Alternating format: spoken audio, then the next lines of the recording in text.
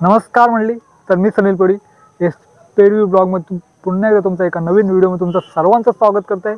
दिवाळीनिमित्त तुम्हाला सर्वांना खूप खूप शुभेच्छा देऊन आजच्या आपल्या व्हिडिओला सुरुवात करूया। पाठीमागे लोकेशन तुम्ही बघू शकताय, फेमस असा लोकेशन आहे। इथे भरपूर प्री वेडिंग शूट आणि फोटोशूट इथे होत असतात। त्याच ठिकाणी आज तुम्हाला दिवाळी पहाट हा सोहळा तुम्हाला बघायला भेटणार आजच्या या व्हिडिओमध्ये।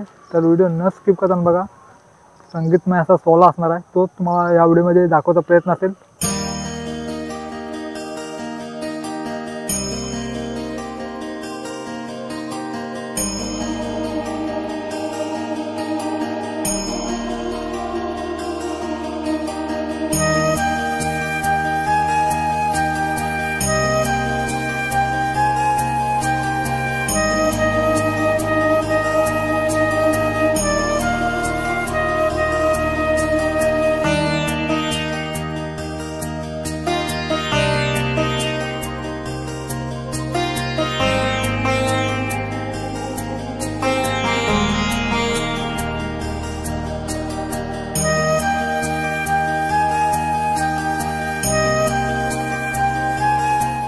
दिवाळीचे औचित्य साधून दिवाळी पहाट भोपाळी या कार्यक्रमाचे आयोजन या ठिकाणी करण्यात आलेलं आहे।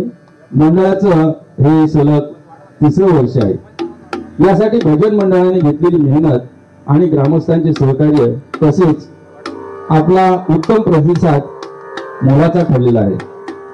या दिवाळी पहाट कार्यक्रमातून रसिक प्रेक्षकांना सुगम संगीत, भावगीत, भक्तिगीत, अभंग, भजन, श्लोक, गवळण या कलाकारांकडून ऐकायला मिळणार आहे। आपली भारतीय संस्कृती ही जगातील सर्वात मोठी आणि महान संस्कृती आहे। आपल्या संस्कृतीमध्ये वर्षभर सण आणि उत्सव हे येतच असतात। हे सण म्हणजे उत्साह, सण म्हणजे मांगल्य, सण म्हणजे पावित्र्य, सण म्हणजे जगण्याचा उत्सव आणि सण म्हणजे आनंद, अगदी अनादी अनंत, जो आज या दिवाळी पहाट कार्यक्रमातून कानी पडणाऱ्या संगीत भूपाळीतून आपण सर्वजण ऐकणार आहात। गणाधीश जो ईश सर्व गुणांचा, गणाधीश जो ईश सर्व गुणांचा, मुळारंभ आरंभ तो निर्गुणांचा, मुळारंभ आरंभ तो निर्गुणांचा, सर्व गुणांचा स्वामी असलेल्या व सर्व गुणांचा आरंभ म्हणजेच 14 विद्या व 64 कलांचा अधिपती असणाऱ्या श्री गणरायाला या श्लोकातून वंदन करूया। तर सादर होत आहे एक गणपतीचा श्लोक, सादर करीत आहे दीप्तेश दत्ताराम कडवे। गणरायाला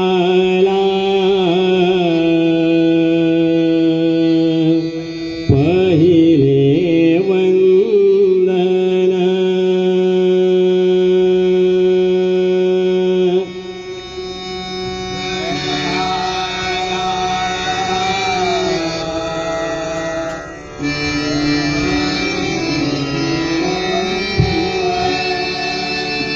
प्रसन्न भावे हो शिवनंदन, प्रसन्न भावे हो शिवनंदन, कांचनमय मुकुट शोभतो, कांचनमय मुकुट शोभतो, रत्नहार कंठी झुलतो, रत्नहार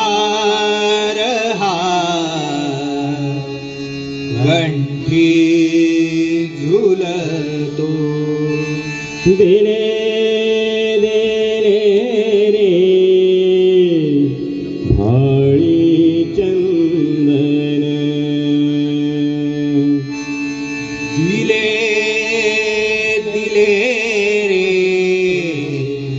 भाळी चंदन, गणरायाला पहिले वंदन गणरायाला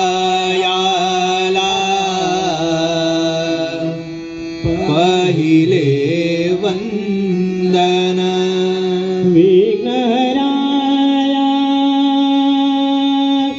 भक्तासाठी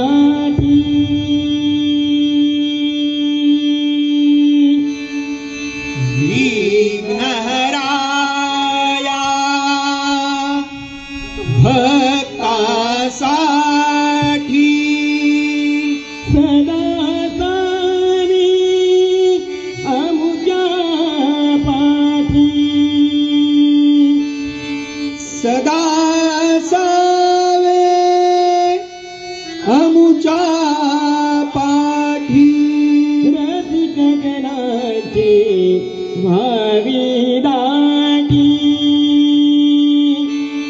रसिक जनांची भावी दाटी हीच प्रार्थना हो शिवनंदन हीच प्रार्थना हो शिवनंदन गणरायाला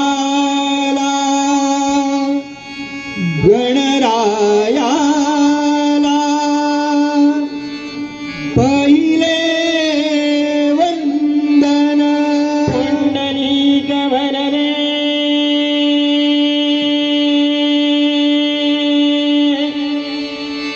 हरी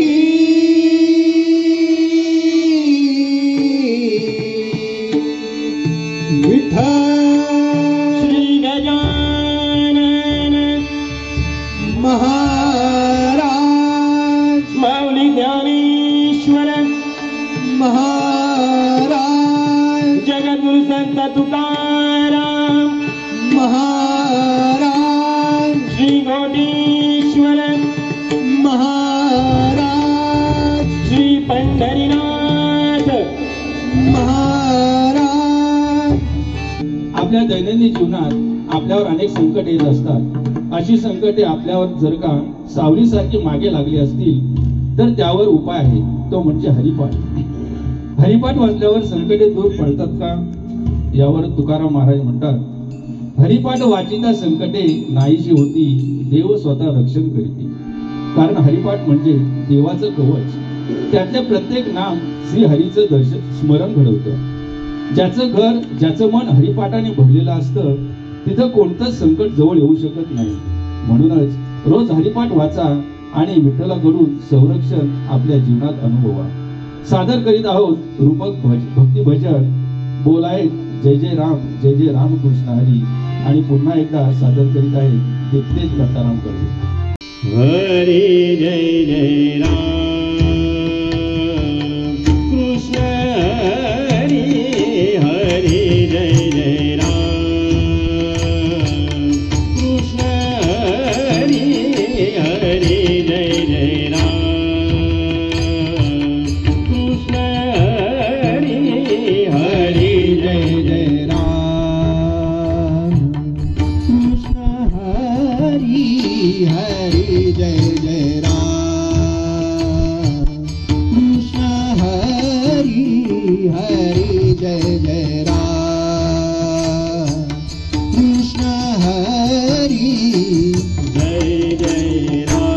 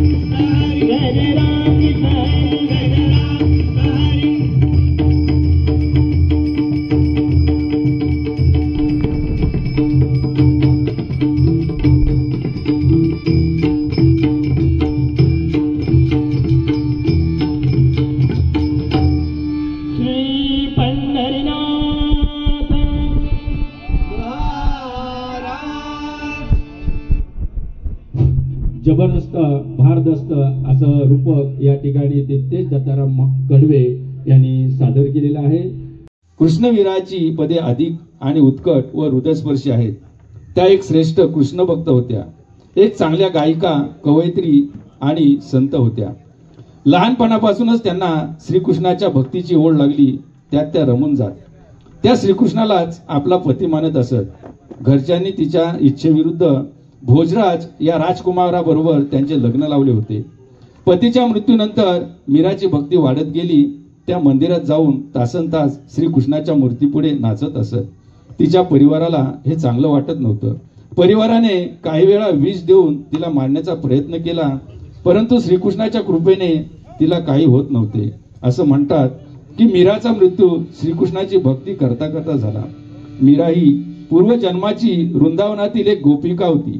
त्यावेळी ती राधाची मैत्रीण होती. तिचा विवाह होऊन सुद्धा तिची कृष्णावरची ओढ कमी झाली नाही आणि कृष्णाच्या भेटीसाठी तडफडत राहून तिने आपले प्राण सोडले. त्यानंतर त्याच गोपिकेने मीराच्या रूपात जन्म घेतला. सादर होणारा त्यांचा अभंग हा त्यांच्या भक्ती आणि वीराचे एक उत्तम उदाहरण आहे.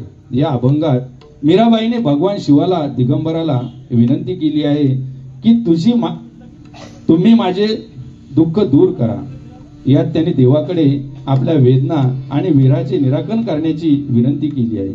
त्या शंकराला म्हणतात, तुम्ही मस्तकावर शीतल चंदन, बेलपत्र आणि गंगा धारण केली आहे. त्या म्हणतात, ध्यान करण्यासाठी आसनस्थ होऊन शांतपणे बसावे आणि मीराच्या प्रभूचे अर्थात श्रीकृष्णाचे गुणगान गात शंकराच्या पाया पडण्याची विनंती त्या करत आहेत. सादर होत आहे संत मीराबाई रचित शंकराचा अभंग. बोल आहेत, भोलानाथ दिगंबर ये दुःख मेरा हरोरे, भोलानाथ दिगंबर ये दुःख मेरा हरोरे, शीतल चंदन बेलपत्रवा मस्तक गंगा धरोरे. सादर करीत आहेत पुन्हा एकदा दीप्तेश दत्ताराम खडगे. ये दुख मेरा हरो रे,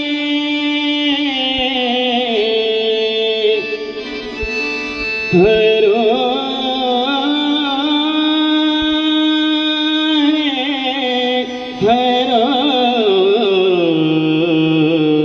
रे. ये दुख मेरा हरो रे, ये दुख मेरा हरो रे, भोलानाथ दिगंबर, भोलानाथ दिगंबर.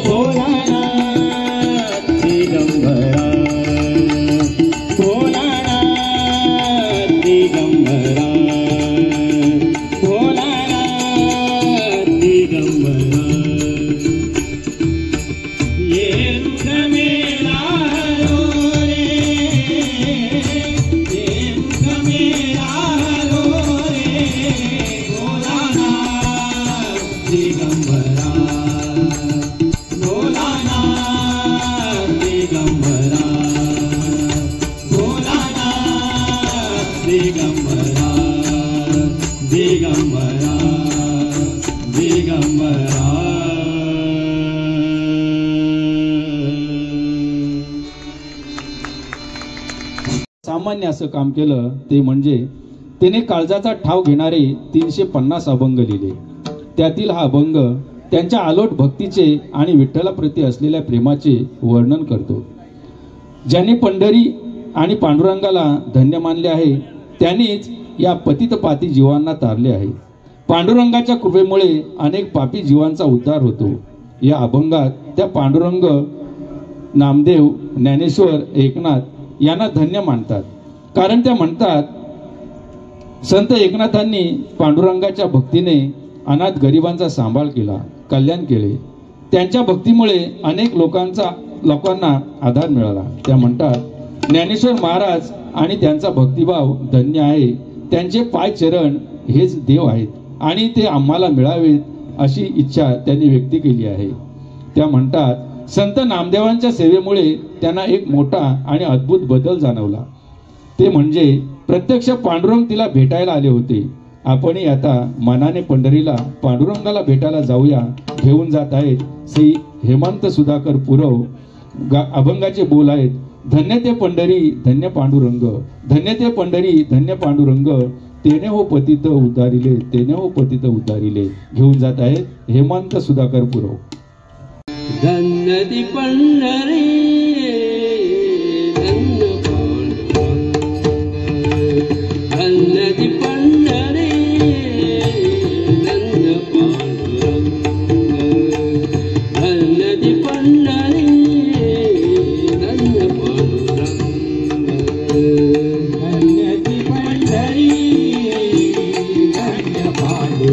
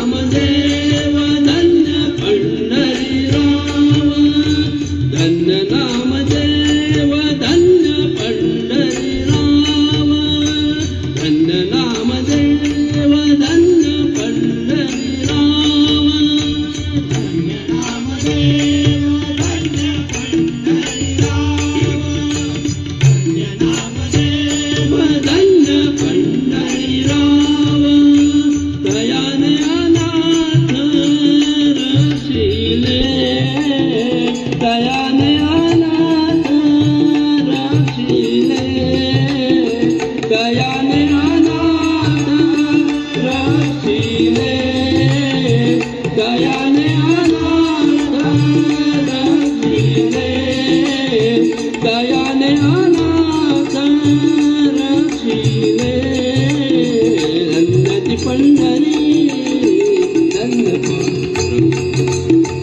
धन्यती पंढरी धन्य पांडुरंग धन्यती पंढरी धन्य पांडुरंग तेणे हो पतिता उदारिले तेणे हो पतिता उदारिले धन्यती पंढरी धन्य पांडुरंग धन्यती पंढरी धन्य पांडुरंग धन्यती पंढरी धन्य पांडुरंग बेटावया पांडुरंग बेटावया पांडुरंग बेटावया पांडुरंग बेटावया पांडुरंग पांडुरंग पांडुरंग पांडुरंग पांडुरंग पांडुरंग पांडुरंग पांडुरंग पांडुरंग पांडुरंग पांडुरंग पांडुरंग पांडुरंग पांडुरंग पांडुरंग पांडुरंग पांडुरंग पांडुरंग पांडुरंग बेटावया पांडुरंग बेटावया पांडुरंग बेटावया पांडुरंग बेटावया पांडुरंग बेटावया पांडुरंग धन्यती पंढरी धन्य पांडुरंग धन्यती पंढरी धन्य पांडुरंग धन्यती पंढरी धन्य पांडुरंग तेणे हो पतिता उदारिले तेणे हो पतिता उदारिले धन्यती पंढरी धन्य पांडुरंग धन्यती पंढरी धन्य पांडुरंग धन्यती पंढरी धन्य पांडुरंग धन्य पांडुरंग धन्य पांडुरंग आदर्शवत गृहाश्रम चालवूनही केवळ आत्मोद्धाराचा विचार न करता सद्गुरूंच्या आज्ञेनुसार लोकसंग्रहासाठी व लोकोद्धारासाठी अवधूत संप्रदायाचा प्रसार करणाऱ्या व आत्मसामर्थ्याने बालेकुंद्री गावाला महान क्षेत्राचे स्वरूप प्राप्त करून देणाऱ्या श्री पंत महाराजांचे अवतार कार्य प्रापंचिकांना तसेच परमेश्वर प्राप्तीसाठी मार्गदर्शक उत्सुकांना अत्यंत मौलिक ठरले आहे. या अभंगात ते म्हणतात, हे दत्तात्रय, तू केलेल्या उपकारांचे ओझे फेडणे शक्य नसले तरी मी तुला कसा विसरू शकेन.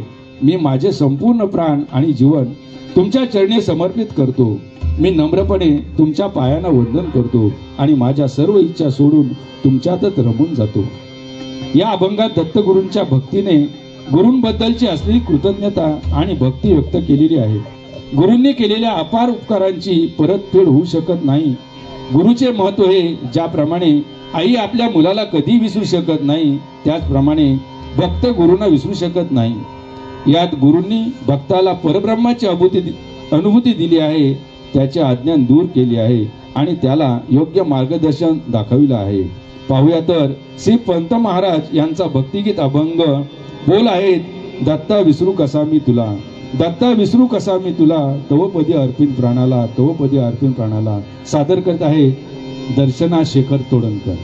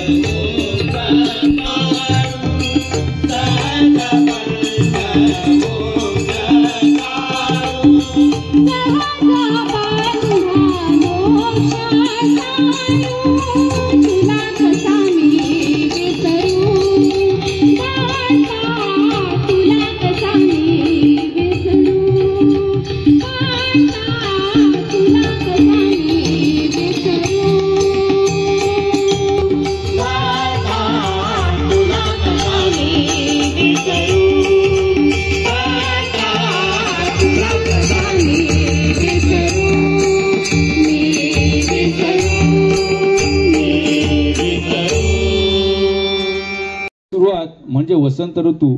या ऋतूमध्ये कोकिळा अधिक प्रमाणात दिसतो. चैत्र वैशाख हे वसंत ऋतूचे महिने. या ऋतूत झाडांना नवीन पालवी फुटलेली असते. दाट झाडी, गर्द पालवी असलेली मोठी झाडे, बागा आणि शेती, येथे फळे किडे खाण्यासाठी ते दिसून येतात. तेथे त्यांचा आवाज आपल्या कानी पडतो. त्यांचा आवाज म्हणजे एक प्रकारचे त्यांचे गाणेच चालू आहे असे आपल्याला वाटू लागते, कारण कोकिळेच्या आवाजात माधुर्य असते. आता जे भावगीत आपल्या समोर सादर होणार आहे त्या भावगीतात कोकिळेला भूलोकातील गंधर्वाप्रमाणे मधुर संगीत गायला सांगितले आहे. या गाण्यात कोकिळेला स्वर्गीय अमृत संगीताची उपमा दिली आहे आणि तिला सप्तसुरांचा स्वर्ग उभारून सर्वांना जीवनदान देण्यास सांगितले आहे. हे गाणे निसर्गातील सौंदर्य, प्रेम आणि मिलन यासारख्या भावना व्यक्त करते, जे कोकिळेच्या मधुर कुहू आवाजाने व्यक्त होतात. कोकिळेच्या आवाजाने सर्व निसर्ग मोहित होतो आणि वनराणी नाचायला लागते. पाहूया तर एक भावगीत. बोल आहेत, गा रे कोकिळा गा, गा रे कोकिळा गा, भूलोकीच्या गंधर्वा तू अमृत संगीत गा, भूलोकीच्या गंधर्वा तू अमृत संगीत गा. या गाण्याचे गीतकार आहेत पी सावळाराम, संगीतकार वसंत प्रभू, गायिका आशा भोसले. चित्रपट आहे बायकोचा भाऊ. सादर करीत आहे कुमारी ज्ञानसी निलेश कडवे. कुमारी ज्ञानसी निलेश कडवे.